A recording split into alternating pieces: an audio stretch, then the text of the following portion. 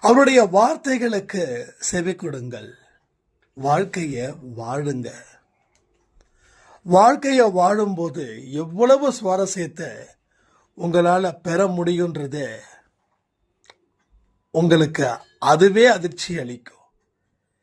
இவ்வளவு பெரிய ஒரு வாழ்க்கையை கடவுள் எனக்கு கொடுத்திருக்கிறார்ன்றதை நினைச்சு பார்க்க கூட என்னால் முடியல.